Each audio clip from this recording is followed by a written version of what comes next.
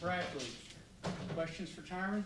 Tyrin, this is probably a story that could take months, but give me the Reader's Digest version on your backstory on how you got FCS to begin with, why you transferred. So start high school. Did you not get recruited like you wanted to? Actually, in high school, I played quarterback. So that was my primary position. And up until the point I switched to defense, I thought I was going to be a college-level quarterback. So going into my junior year of high school, I was behind a guy he was a little bit better than me at the time. And I was so athletic, my coaches just wanted to get me on the field. So that's when they came up with an idea to, just put me out there on defense. I was always a bigger kid. So I moved to DN my junior year of high school, but I still played quarterback as well. So I went back and forth practicing in-game situations. And then so after my junior year, I built up a little bit of height for myself, playing defensive end. So going into my senior year, that was my primary position. And then dealing with some injuries and stuff going into my senior season. And then, of course, COVID hit, the pandemic hit, so that kind of played a big role in my recruiting as well. And at the time, I had maybe like 3 or 4 offers, and ACU was just a school that kind of stayed with me the whole time during injuries and COVID and things like that. So when it came down to making my decision, that was a school that I was confident in and knew that I would be in the best position. And then I played 2 seasons there. I didn't play much my freshman year. I was kind of used as a third down type of guy. And then going into my sophomore season there, we had a coaching change, and I just took the opportunity and ran with it. I became the starter, and then ever since then, I just went out, played as hard as I could, did what God gave me the ability to do. And then making the transition, I always knew that I was a big-time football player and I wanted to play big-time ball. So entering the portal, that was my decision. Wherever was the best suit for me, wherever the transition was most comfortable, and wherever I would just get the best opportunity and best feel. Why West Virginia then? So when you went through the portal, who else and why ultimately WVU? I had picked up quite a few offers, quite a few FBS offers when I hit the portal. I was pretty rated highly in the transfer portal, but West Virginia, the moment they contacted me, they knew they let me know what position I would be in right away, and I'm a pretty decisive person. So once I came out here, I came with my grandmother. She felt at peace, she felt comfortable with it, and I did too. And Coach Leslie, he broke everything down for me and gave me a great understanding of the defense. And I really felt like I could make a change, make an impact here, and help these guys do something big. I noticed you played for Keith Patterson, yes, and sir. he was attacking, from what we remember, when he was here. Is there any carryover from what you played there and what you're playing here? Yeah, definitely. The position is pretty similar. Here I would say I'm a little bit more in the coverage world, so it's a lot more adjusters that I have to understand. There I was more so kind of like a defensive end, rushing constantly, being off the edge. I would drop back sometimes, but for the most part, the biggest change is just me being a little bit more in coverage, understanding zones and route combinations and things like that. So more complete player. Definitely, yes, sir. Did you have any doubts when you made the step up, and how has the step up treated you? I wouldn't say doubts. I definitely was concerned. I know it was a big talk about how fast the game was played here, but I've always felt like I played the game fast. So my biggest issue was just coming in and being able to learn everything, because like I said, it's a lot different from that level to this level as far as the scheme wise and things like that. So really just me being able to learn everything, and not only just learn it, but being able to produce and do my job at a high level as well.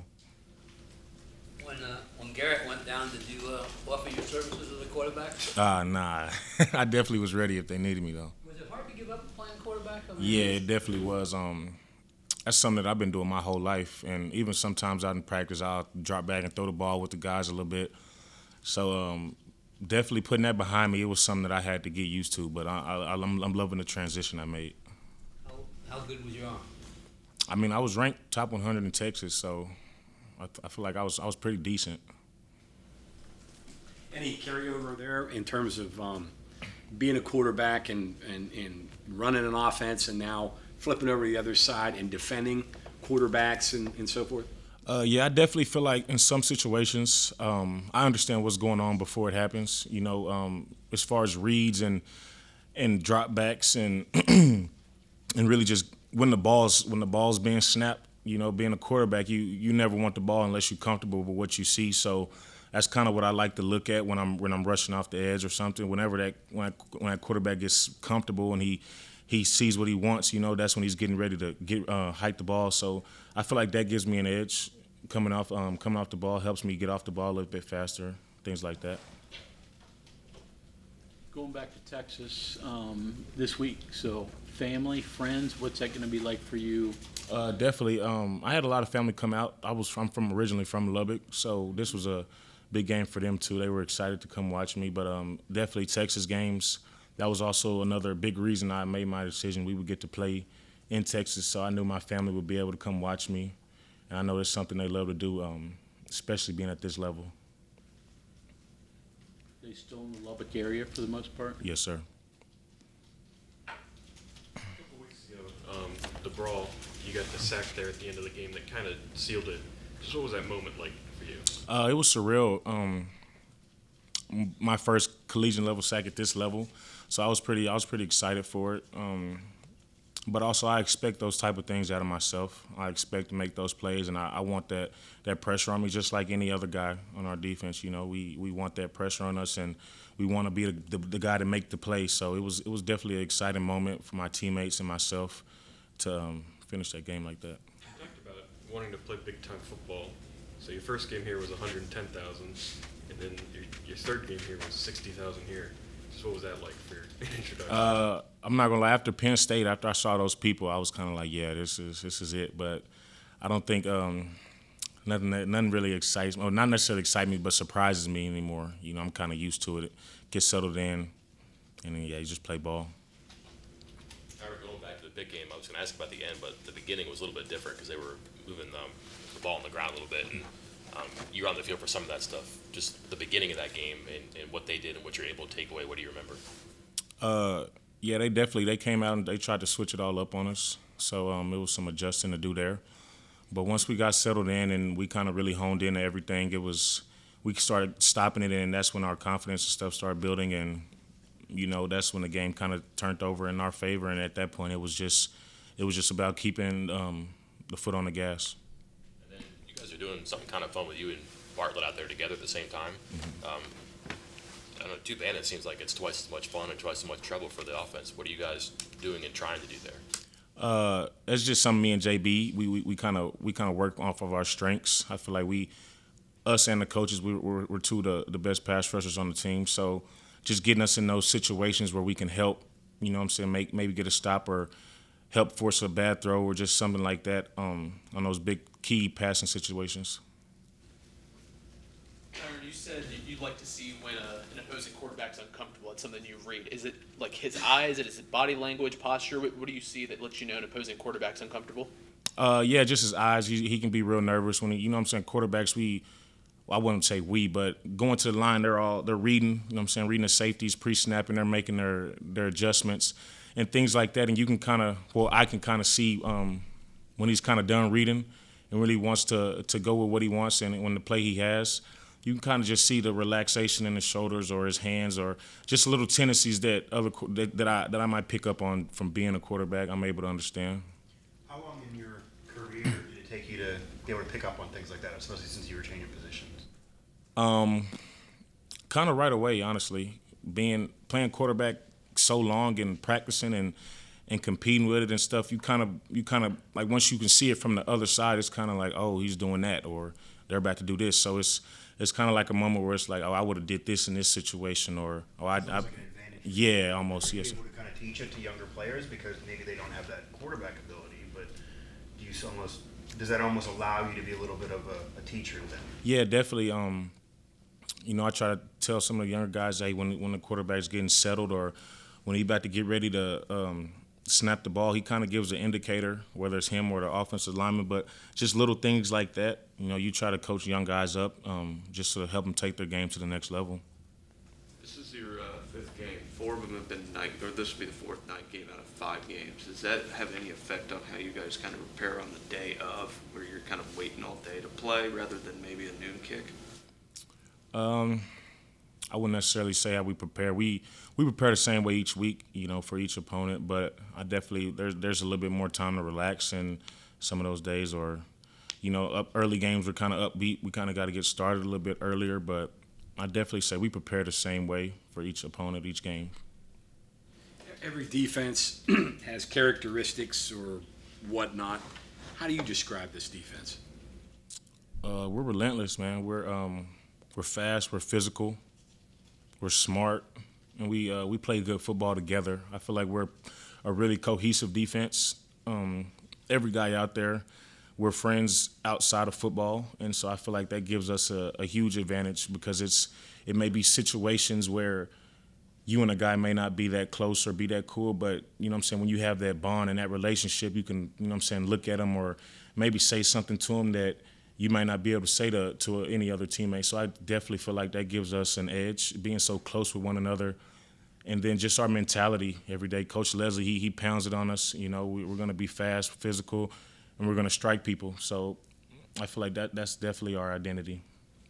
So Lee was talking about kind of having a chip on the shoulder from last year.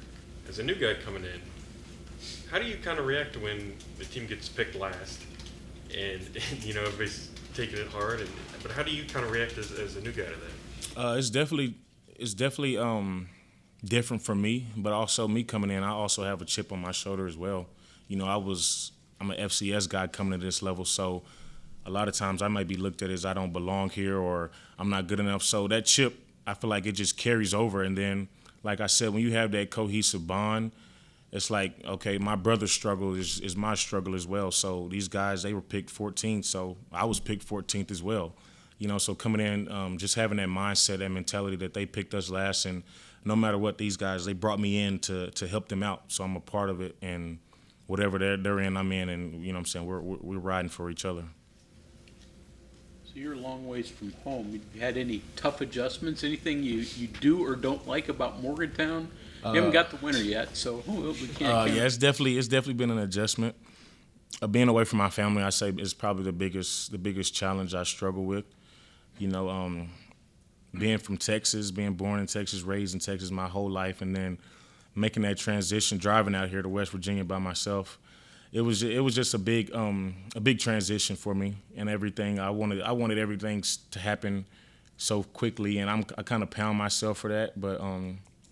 We have great people around here. Sophia, she's a mental health person, and she's always available. She makes it real easy to talk to her. So definitely when things like that happen, I definitely feel comfortable, going to talk to her, telling her, hey, what's going on and stuff like that. But for the most part, just being away from my family and not being able to come to my games all the time and stuff like that's probably the biggest issue.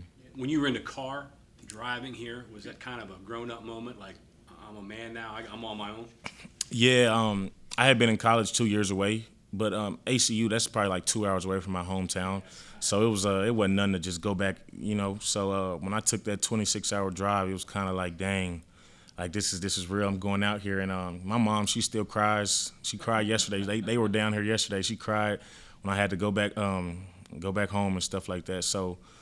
It's definitely that realization of waking up like, yeah, this is the real world, and being out here on my own, and I can't call mom and, hey mom, I need you, or I can't, just stuff like that. Can't have her do your laundry. Yeah, she can't come cook for me, or right. Just stuff like that. Yes, sir. Are they going to be in TCU? Yeah, they'll probably make all the Texas games. You had a pepperoni roll yet? Zach brought you any from Fairmont? No, I haven't had one. Zach, that's your job. Okay, any other questions for Tyrin? All right, thank you very much. Thank you.